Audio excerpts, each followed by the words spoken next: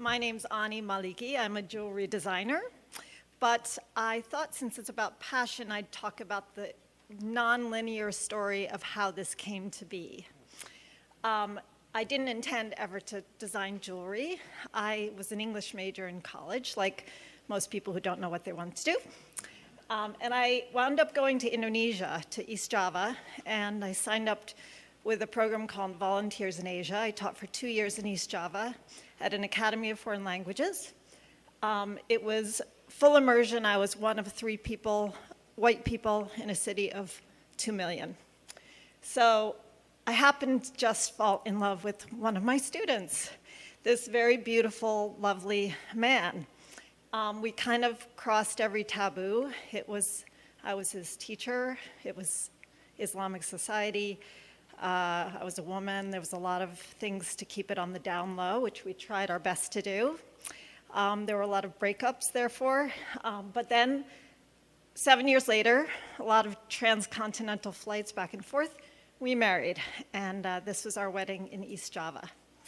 There was a 3-day ceremonies, animist, Javanese, and Islamic. And then we got married in Sandusfield at my mom's backyard. So these 2 slides are kind of to show you the extremes to which it is required for this kind of extreme transcontinental marriage.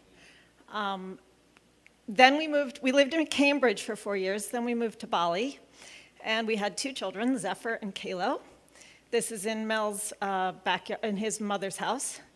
And we built a house and started a business. The business was called Moonbeam Home Accessories. And we were using the indigenous arts of Indonesia, so carving, weaving, and painting. And I took the indigenous crafts and sort of simplified them for a Western eye. So there's Sumbanese weavings up there. There's little candle holders with batik on wood, and these were puppets that I designed. And then I came back twice a year to sell at the San Francisco Gift Show and the New York Gift Show. But China was flooding the market with cheap products. 9/11 had happened, and it was really tough. So we got our MBA in experience, and we learned about pricing and sourcing and distribution, and et cetera, design, and then we gave it up. We came back, and that's our house in Housatonic. We wanted our kids to get educated here. It was sort of my turn, and we started a new business, which was silver jewelry. And the reason is that it's a much easier product. You know, it was really a logistical reason. And what I did was I sourced from all these international designers that were living in Bali at the time. And this is at the Lenox Apple Squeeze.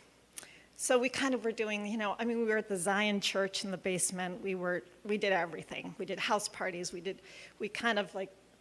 And then I got sick of that and bored, and I thought, okay, it's time. I want to design. So these are my 3 silversmiths, and this is the first time I went back. We were going back every year, but this is my first sketch, explaining my sketches to them. And they have been working with me now for 8 years. And these are my sketches. I work with a lot of shells, wood, seeds. I'm not really into stones because I'm not really into bling. I like simple. I like kind of contemporary, clean designs. It's a very, very slow work. This is my silversmith. It just takes incredible amount of artistry. So every winter I go back and I sit with them and they design. I design and sort of they work and we kind of collaborate together. And every piece is a labor of love, really. It's quite a process.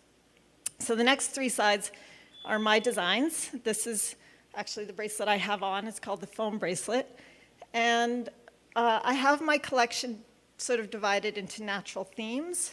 So river, this is river because it's like stones and waves, watery feeling.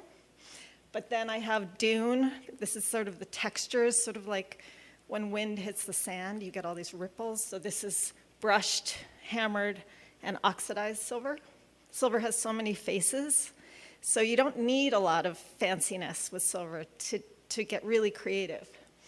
So that's Dune Collection. This is Seascape, that's Mother of Pearl. And then it has a front clasp, which is kind of architectural. I think that's just like, there's so much to do with such simplicity.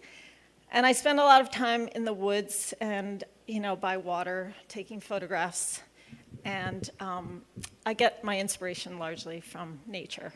This is our booth. We've come a long way. We do a lot of juried craft shows throughout New England. We go to New York and Long Island and Vermont and Connecticut, here in the Berkshire, just locally as well. And we also sell on our website, so it's annimaliki.com. I've done some custom designs. This is for Berkshire Festival of Women Writers. Women Write the World, WRITE. Shakespeare and Company, that's their little saber.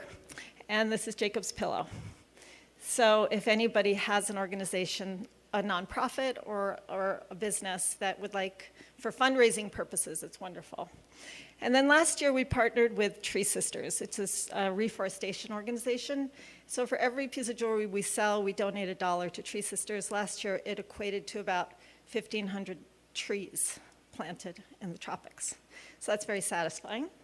And this is the last side, that's my family. So it's been a passionate journey, and jewelry was not the origin of it. So thank you.